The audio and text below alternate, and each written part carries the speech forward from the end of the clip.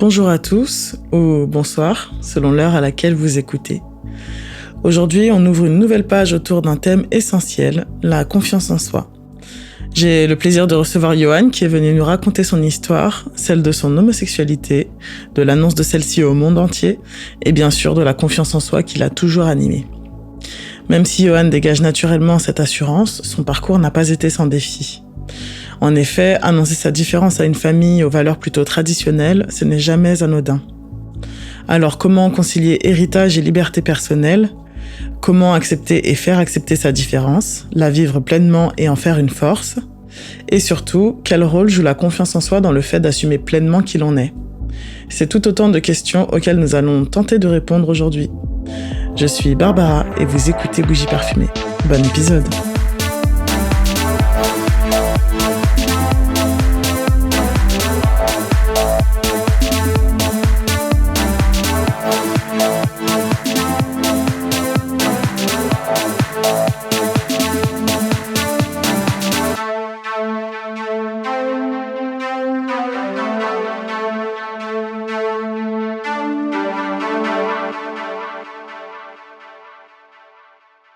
Salut Yohan, comment ça va ? Écoute, ça va et toi ? Ça va. Est-ce que tu peux te présenter pour nos auditeurs et auditrices, s'il te plaît ? Alors du coup, moi c'est Yohan, j'ai 29 ans. Là, j'habite actuellement sur Paris, mais donc je suis originaire de la campagne lyonnaise, donc à Bourg-en-Bresse exactement. Ok. Alors tout d'abord, merci d'avoir accepté de participer à cet épisode merci avec à toi. moi. Il y a plusieurs axes que j'aimerais explorer aujourd'hui, mais on va commencer par ton parcours personnel, ton enfance, ton cadre familial, si tu veux bien. Donc pour commencer, dis-moi, tu viens de le dire, tu as grandi à Bourg-en-Bresse, mais tu as combien de frères et sœurs ? Comment c'était l'ambiance familiale en général ? Est-ce que vous étiez proches, pas proches, ou parfaitement entre les deux ? Et puis comment tu exprimais ta place au sein de cette famille ? Est-ce que tu étais plutôt discret, rêveur ou bout en train ? Du coup, j'ai un grand frère et je viens d'une famille donc de parents divorcés. Donc quand j'étais jeune à 7 ans, du coup, j'ai une relation avec ma famille avant mes 18 ans, c'était un peu le néant, il y avait pas trop d'échanges. Et c'est après, en grandissant, que je me suis rapproché d'eux et que maintenant, ils font partie de ma vie et c'est important pour moi. Ok. Et du coup, t'as combien de frères et sœurs ? Donc, j'ai un grand frère et j'ai un petit frère qui est demi-frère, mais que je considère quand même comme mon petit frère. Ok. Et on a 10 ans de différence avec le petit et 4 avec le plus grand. Ok, d'accord. Et du coup, ouais, t'es proche d'eux aujourd'hui ? Là, maintenant, ouais, je suis proche, ouais. Ouais. Et toi, du coup, comment t'étais au sein de ta famille ? Petit, je pense que j'étais quand même quelqu'un de réservé, mais même en tant qu'adulte, là, ça se voit pour les gens qui me connaissent. Premier abord, je parle pas trop et je suis quand même assez discret. Ouais. Et petit, j'étais un peu comme ça. Et le fait que mes parents aient divorcé, j'avoue que, je voulais pas trop faire chier mon monde, donc j'étais vraiment très discret dans mon coin. Ouais. Et voilà. Ok. Ce qui est, ouais, c'est assez marrant parce que quand on te connaît, effectivement, de prime abord, t'as l'air plutôt en retrait ou presque froid, Ouais. alors qu'en fait, t'es tout l'inverse, quoi. Exactement. Il faut me connaître pour accéder au vrai moi, en tout cas. Ouais. Ok. Et à quel moment t'as commencé à percevoir ta différence ? Et est-ce que tu l'as partagé avec quelqu'un à ce moment-là ? Et si oui, avec qui ? Du coup, non, j'ai bien gardé secret très longtemps. Je pense que c'était au niveau vers le collège. Un peu comme tout le monde. Au départ, je me suis peut-être dit, je suis peut-être bi. Enfin, je me suis dit, j'aimais autant les meufs que les mecs. Et avec le temps, en fait, je réalise que non, c'était que les garçons. Ouais. Et c'est parce que t'avais un crush ou comment ça s'est manifesté chez toi ? En vrai, là, tu me poses la question. J'avoue, j'ai un doute parce que je m'en rappelle pas vraiment. Est-ce que c'était des mecs que je trouvais beaux ou est-ce que à la télé, quand je regardais plus les mecs que les meufs ? Je t'avoue que vu comme ça, là, ça fait très longtemps. Du coup, là, j'ai un petit doute de comment exactement je l'ai su. Ouais. Et ouais, du coup, t'en as parlé avec personne à l'époque ? Avec absolument personne. La première personne à qui j'en ai parlé, donc c'était Cindy, une très bonne copine à moi. Et j'avais 18 ans, c'était aux États-Unis. Donc j'étais vraiment loin de tout ça, tout mon univers que j'avais en France. Et c'est là où je me suis senti prêt à en parler à quelqu'un. Donc c'est Cindy qui était la première au courant. Ok. C'est ouf que tu l'aies... Enfin, c'est ouf, non, mais ça me surprend que t'en aies parlé aussi tard, entre guillemets, parce que t'es quand même d'une génération, on va dire, plus jeune que la mienne. Ouais. On a quasiment 10 ans d'écart. Et j'avais l'idée que c'était beaucoup plus... C'était plus... Après, donc moi, je venais quand même de la campagne. Hein, donc, oui, ouais, c'est vrai qu'il y a ce facteur-là aussi. Je traînais quand même beaucoup plus avec des garçons à l'époque que de filles. Ouais. Et c'était quand même... on est quand même une génération où ça restait un peu tabou. C'était pas la folie quand je l'ai dit à À mes potes mecs, en vrai, ils ont pas mal réagi. Je les ai juste perdus de vue avec le temps, mais c'était pas forcément à cause de ça. Ouais. Mais après, les seuls amis que j'ai gardés, c'était des amis filles et avec qui ça passait beaucoup mieux. Ok. Ouais, parce que moi, du temps où j'étais au lycée, tu vois, enfin. C'était encore secret, ouais, genre. c'était totalement tabou. Enfin, c'était même pas un sujet, en fait. Ouais. Moi, je sais que j'avais un ami dans mon cercle qui l'était manifestement, mais lui n'avait pas fait son coming out. Nous, même, c'était même pas un sujet. Mais tu vois, je l'ai su des années après que finalement, il avait annoncé au monde entier. Est-ce que c'était pas un sujet parce que pas de représentation aussi ouais, dans la vie de tous les jours? Je pense qu'il y avait quelque chose de honteux aussi. Hein, c'est un mot un peu fort, mais pour l'époque, c'était un peu ça, tu vois. Donc, c'était pas totalement démocratisé comme ça peut l'être aujourd'hui. Et encore, hein, je dis totalement, mais il y a certaines personnes qui sont encore en résistance avec ça, tu vois. Donc voilà, quoi. Et du coup, comment toi, tu l'as vécu ta différence intérieurement vu que je le cachais beaucoup et que même dans la vie de tous les jours, justement, je suis assez discret, je le disais pas, je me le cachais pas à moi-même et je le cachais aux autres. Et après, quand j'ai grandi, je le disais pas forcément. Quand je rencontrais des gens, c'était juste qu'ils le savaient. Ça venait dans la conversation, mais c'était pas. Pour moi, c'est pas un sujet en fait de base de le dire à tout le monde que je sois gay ou non. C'est au fur et à mesure des conversations. Exactement. Par exemple, si tu vas dire mon copain ou un truc comme ça, la personne comprend nécessairement, mais c'est pas un truc que tu vas forcément crier au monde entier. Exactement. Ok. Et est-ce que pour toi ça a causé une remise en question ou au contraire ça t'a paru comme une évidence, tu vois? Alors non, moi j'ai eu j'étais content que ça soit passé comme ça parce que c'est pas le cas pour tout le monde, de mal le vivre, en tout cas moi je l'ai toujours accepté, je me suis pas dit que j'avais un problème, et justement je faisais partie d'une génération qui grandissait quand même avec ça. Donc je vois des générations à l'époque qui pouvaient pas l'assumer, c'était vraiment une honte pour toute la famille. Je sais que moi j'ai pas grandi avec ça, donc non, jamais de remise en question, en tout cas. Je savais qu'il y avait rien qui dérangeait chez moi, en tout cas. Ouais, mais pour autant, tu le gardais pour toi. Mais je le gardais pour moi, exactement. Ouais. Et du coup, mais par contre, tu faisais pas semblant de kiffer les meufs ou les trucs comme ça? Non. Justement, j'arrivais à chaque fois à esquiver les sujets, ou ne pas genrer, en fait, dès que je parlais de quelqu'un. Pour pas dire, on savait pas si je parlais d'une fille ou d'un garçon. Je parlais juste de quelqu'un pour pas... Tu disais, je vois quelqu'un, par exemple. Exactement. Dire, je vois une meuf ou je vois un mec. Ok. Ouais, c'est intéressant. Et, du coup, tu disais tout à l'heure, t'as parlé des États-Unis, la première fois que t'en as parlé, etc. Du coup, toi, t'as quitté le foyer familial super jeune. Ouais. Et c'est quoi qui t'a poussé à partir? Est-ce que c'était un choix de liberté ou est-ce que c'était plutôt une nécessité? C'est ça, liberté. Après, le fait d'être dans la campagne et en plus d'être gay, justement, je me suis dit que j'allais peut-être être plus heureux ailleurs. Et ça a été... je suis parti à 18 ans et j'ai pas arrêté de voyager entre... Et donc mes parents l'ont appris, mes parents et ma famille l'ont appris un peu plus tard quand même, après mes voyages. Mais est-ce que je fuyais justement le fait de leur dire en vivant à l'étranger? Dans tous les cas, je les côtoyais pas, donc je me voyais pas leur dire. Je suis parti pour la liberté. Je suis peut-être parti un petit peu à cause de ça pour pouvoir vivre librement avec des gens que je connaissais pas, et donc ça allait pas avoir d'impact. Mais voilà. Ouais, t'as ressenti le besoin peut-être de couper pour vraiment vivre Exactement, oui. ton true self. Ok. Et alors, je vais te poser une question un petit peu controversée. Hein. Tu me dis si c'est pas ok, mais est-ce que il t'est déjà arrivé de souhaiter de pas être gay? Et si oui, pourquoi? Non, pas du tout. C'est jamais une question qui m'a effleuré, en tout cas pas dans la situation actuelle. J'avoue, il y a des pays où c'est beaucoup plus difficile de l'être. En tout cas, en tant que Français, moi j'ai toujours jamais pensé que ça soit une mauvaise chose. En tout cas, je me suis jamais remis en question sur mon homosexualité. Ok.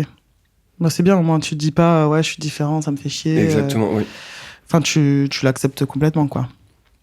Et pour en venir du coup à ton coming out, donc tu disais que par rapport au reste du monde, entre guillemets, t'as pas eu à le faire. Après, moi j'étais de la team aussi. Pour moi, les hétéros n'ont pas à faire de coming out, donc moi j'étais là homo, j'avais pas besoin de le faire non plus. Moi j'attendais à avoir quelqu'un dans ma vie et devoir le présenter, et au lieu que ça soit une fille, ça aurait été un garçon. Ok, ouais, ça se tient, ça se défend. Et par rapport à tes parents, du coup, t'as dû leur annoncer à un moment donné, à tes frères aussi, j'imagine. Alors du coup, vu que je suis un petit peu lâche quand même sur les bords, j'ai demandé à une amie de le dire à mon grand frère. Ok. Et donc après, mon grand frère l'a dit à mon père. Et par contre, je l'ai dit à ma mère. Donc Ok. on était enfermés dans une on était dans une voiture, on conduisait. Du coup, je me suis dit, c'est le bon moment là. Il y a rien d'autre, il y a rien d'autre à faire. Voilà, un petit coup de volant dans le talus. Et non, du coup, j'en ai parlé avec ma mère en voiture. Donc, et c'était plus facile à faire parce qu'en fait, je regardais la route, donc j'avais pas besoin de la regarder. Et donc ça s'est fait. C'est très dur de devoir mettre des mots en fait dessus. Surtout à tes parents et tout qui te connaissent depuis toujours. Et en fait, tu leur rêves, je sais plus j'avais quel âge, peut-être 23 ans. Et qu'à 23 ans de leur dire en fait j'aime les garçons, tu vois ça. Même si mes parents ils sont très ouverts d'esprit, c'est quand même difficile pour des parents d'entendre ça. Et voilà, après moi mon grand frère du coup l'a bien pris, donc c'est ce qui a fait aussi que je me suis beaucoup rapproché de lui en étant plus grand. Parce que il t'a accepté petit, tout de suite, petit on se parlait pas. Et plus grand, du coup après on s'est vraiment liés, on est vraiment devenus des frères quand il a accepté ça, et c'était cool. C'est trop bien.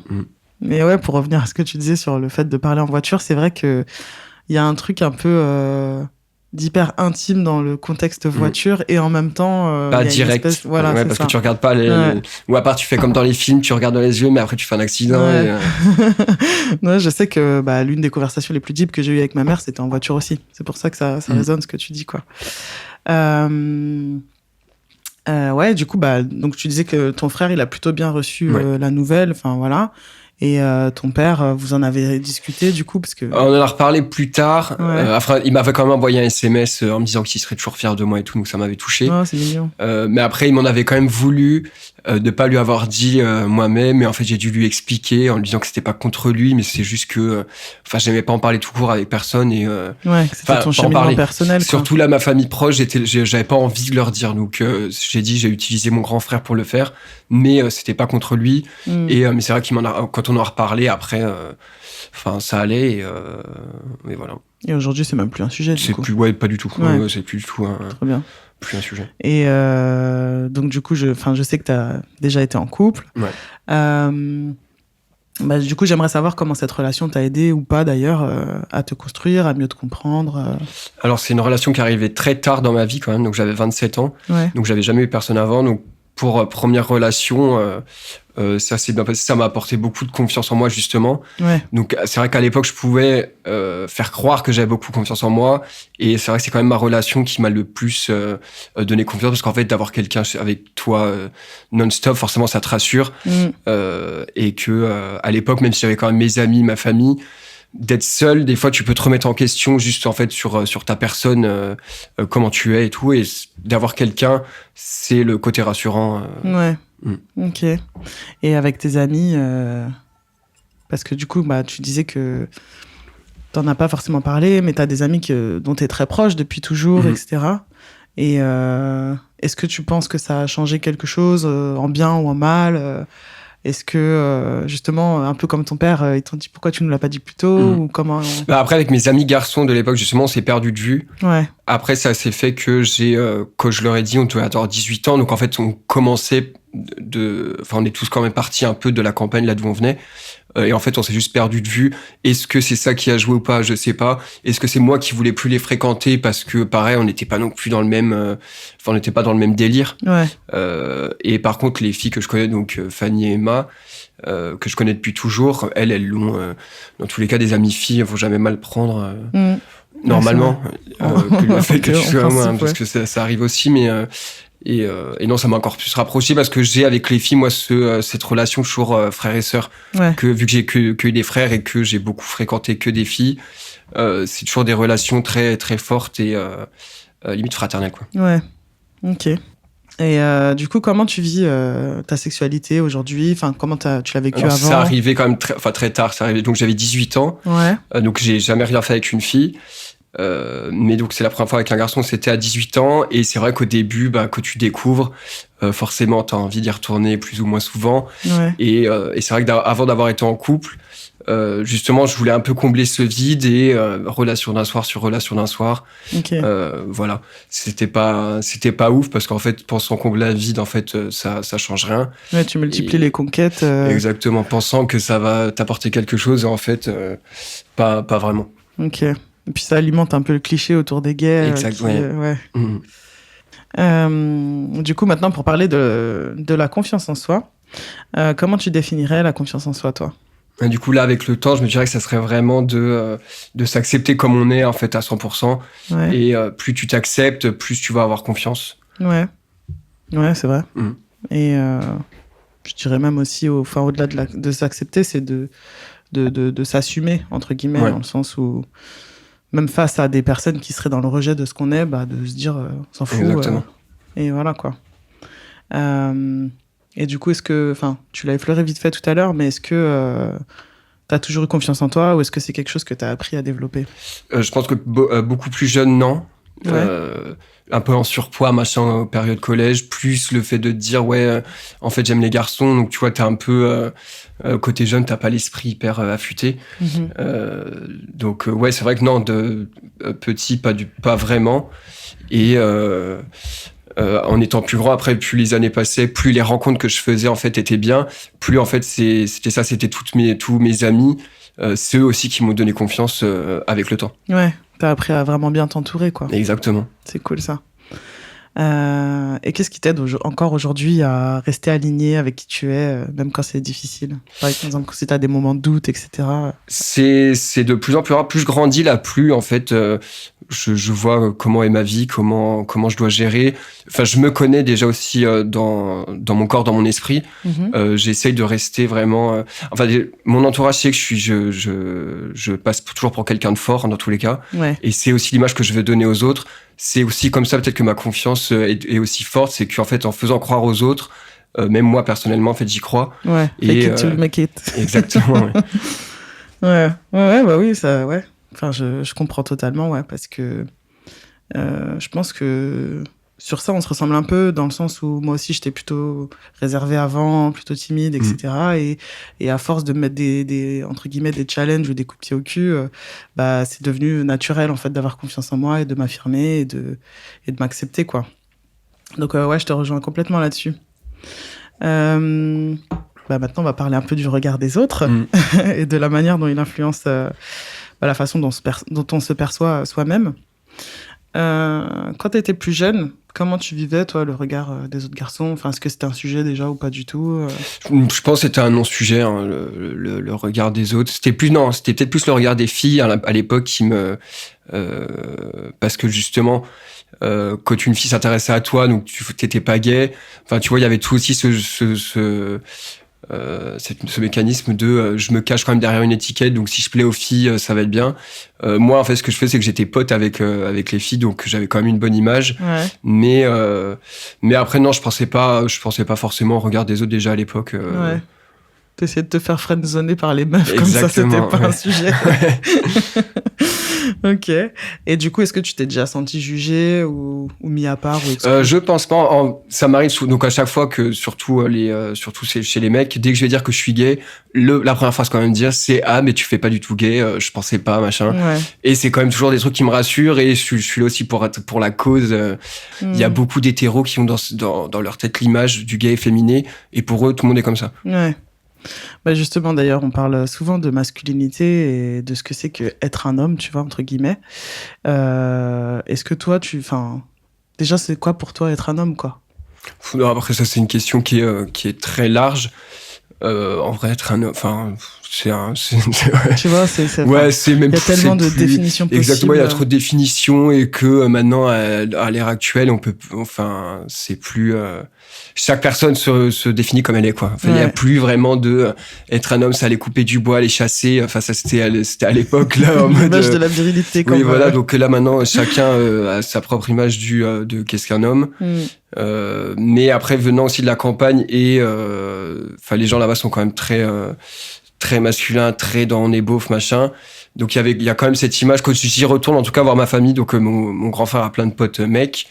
Je me comporte pas pareil avec des filles que quand je suis en présence que de garçons qui en plus sont de la campagne. j'essaye d'avoir un minimum de tenue pour m'adapter en tout cas avec eux, quoi. Mais du coup, ouais, est-ce que tu t'es déjà senti en décalage avec cette image traditionnelle de la virilité?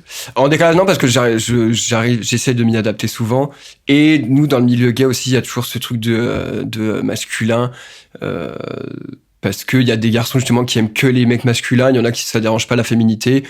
Il y a encore des teams en plus dans la communauté gay. C'est encore un sujet d'être masculin ou non, d'accepter ça en fait. Ok, je vois. Et sur le plan sociétal, est-ce que tu penses qu'on a vraiment évolué sur la question de l'acceptation de l'homosexualité? Je pense que, ouais, franchement, je pense que oui. Ouais. Faudrait peut-être questionner des beaucoup plus jeunes que nous. Mais je vois comparé à il y a 20 ans, c'est... Ah ouais, mais il y a pas photo. Il y a plus rien à voir. Et j'ai regardé une série dernièrement, là, Fellow Travelers. Donc ça se passe dans les années 50 jusqu'à dans les années 80. Ouais. On voit qu'à l'époque, ils n'avaient pas du tout la même vie. C'était vraiment, ils étaient persécutés, impossible d'assumer. Donc je vois comparé rien qu'à cette période, ça a plus rien à voir aujourd'hui. Ouais, c'est clair qu'il y a eu de grosses avancées en très peu de temps, entre guillemets, mais après, il y a encore des choses à faire, ça c'est clair et net. D'ailleurs, c'est pour ça qu'il y a encore tout un mouvement LGBT, etc., quoi. Et d'ailleurs, est-ce que toi, t'es activiste d'une manière ou d'une autre pour la cause? Pas du tout. Malheureusement, non, je laisse les gens se battre à ma place. mais non, mais tout à l'heure, non, en vrai, ça fait plaisir qu'il y en a qui soient toujours investis. Moi, je pense que actuellement, en étant un homme, en étant blanc, de base, en fait, j'ai déjà beaucoup de privilèges dans la vie de tous les jours. Pour moi, je ressens pas le besoin de me battre pour les droits homosexuels parce que pour moi, j'en ai déjà beaucoup en tant que personne. Ok. Donc, non, je ne suis pas activiste. Yeah, c'est super honnête. Je trouve ça cool que tu le reconnaisses, que tu le... Oui, non, mais j'avais pas mis de temps en disant ouais, je vais dans les manifestations et tout. Je fais juste la Gay Pride pour faire la fête, quoi. Ok. Et du coup, est-ce que tu as déjà été confronté à des formes de rejet ou de discrimination, même subtiles, hein? Ça m'est arrivé une fois au boulot, donc j'avais un manager à moi qui était italien, donc un peu macho sur les bords, et donc je m'entendais très bien avec une fille qui travaillait au bar avec moi. Il était un peu jaloux de cette relation. D'ailleurs, ça arrivait pas mal de fois que des hétéros soient jaloux des relations que j'avais avec les filles, alors que c'est un non-lieu parce qu'ils allaient. C'est hyper chelou. C'est la complicité que je peux avoir avec une fille. Des fois, les hétéros vont le jalouser. Et donc, en fait, je sais pas, il était énervé, il m'avait dit, ouais, va faire un tour en Tchétchénie. C'était à l'époque où il y avait il y avait des merdes. Donc, c'était à l'époque où il y avait des camps de redressement, en fait, pour les gays, des camps de conversion. Et donc, voilà. Donc, sur le moment, vraiment, ça m'a pas vraiment fait de mal. Mais il y a encore des réactions comme ça à notre époque. Bon, c'est ouf. Et t'as réagi comment quand il t'a dit ça? J'ai pas réagi. En vrai, j'étais en mode, ça m'a pas touché, quoi. Ça t'a glissé dessus, quoi. Puis tu savais que c'était animé par un sentiment de jalousie. Exactement. Oui, donc ça me... Ouais. Et dans d'autres circonstances, si t'es amené à vivre pas forcément des violences, mais comment on appelle ça, des remarques ignorantes, etc. Est-ce que toi tu vas répondre, tu vas éduquer? En vrai, je sais pas. Là comme ça, je pourrais dire que je vais juste ignorer parce que pour moi, ignorer quelqu'un, ça reste toujours la meilleure attaque. Ouais. Après, est-ce que je serais plus, par contre, à prendre la défense de quelqu'un s'il peut y avoir un truc dans le métro, je serais peut-être plus du genre là à m'interposer mais si c'est que sur moi, en vrai, je pense que ça m'affecterait pas. Ouais. Mais si c'est par exemple dans un contexte, tu sais, je vais transposer ça avec le racisme ordinaire, par exemple. Ouais. T'es dans un cercle d'amis, et il y a quelqu'un qui te dit un truc offensant, tu vois, mais sans penser le faire. Est-ce que tu vas le reprendre ou est-ce que tu vas laisser couler? Non, je vais laisser couler. Après, il y en a des fois qui ont de l'humour un peu déplacé sans savoir s'ils peuvent faire ce genre de blague. Moi, je suis le genre de personne qui rit de tout, en fait. Donc, on peut rire de ça. Au contraire, si c'est une blague de beauf un peu mal placée, je vais rigoler avec lui. Si par contre l'intention c'était vraiment d'être méchant, là, bien sûr que je pense qu'il y a discussion pour calmer la personne. Ouais, quoi. Pour remettre un peu en place, quoi. Ok. Est-ce que tu penses que ton orientation a déjà influencé la façon dont tu es perçu au travail ou dans les amitiés, etc.? Je pense que niveau pro, ça m'a toujours aidé parce qu'à chaque fois que je l'ai dit, moi, à mes boulots, Justement, j'ai souvent travaillé dans la restauration. Je travaillais souvent avec des personnes plus âgées qui avaient vraiment cette image des gays un peu fausse.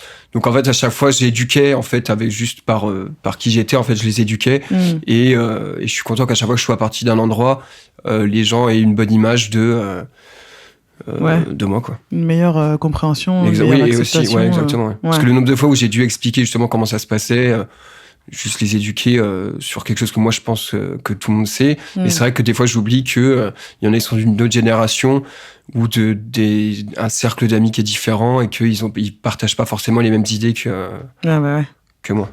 Est-ce que tu as l'impression parfois de devoir jouer un rôle pour être accepté ou... Alors pas pour être accepté, mais des fois oui, je joue un rôle. Je vais jouer le rôle de l'hétéro histoire d'en fait juste pour pas que ça devienne un sujet. Ouais. Mais oui, ça m'est déjà arrivé plusieurs fois d'être au max. Tu fais ton hétéro et pour que ça passe, quoi. Ouais. Par exemple, t'as un exemple de contexte ou quoi?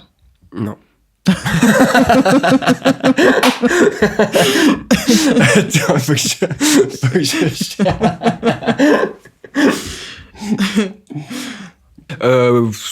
quel contexte? Oui, quand j'ai travaillé dans des restaurants où je savais que j'allais pas rester longtemps et que j'avais des collègues mecs et que je voyais qu'ils étaient pas non plus ouverts d'esprit à fond. Là, justement, je jouais l'hétéro, mais des fois, ça vient de faire des réflexions sur les filles. T'es obligé de jouer un peu le jeu. Ah ouais. Et je me dis, mais quelle bande de beaufs, quoi. Mais ouais, je rentre un peu dedans parce que pareil, pour rentrer dans le moule, ne pas avoir à parler. Déjà, j'aime pas trop parler de ma vie, donc en plus avec des gens que j'apprécie pas forcément, je vais pas m'éterniser sur le sujet, donc je vais juste faire semblant pour mon confort. Hein. C'est pas pour me cacher, mais c'est plus pour mon confort de pas avoir à parler de ça que je vais faire semblant. Ouais, je vois.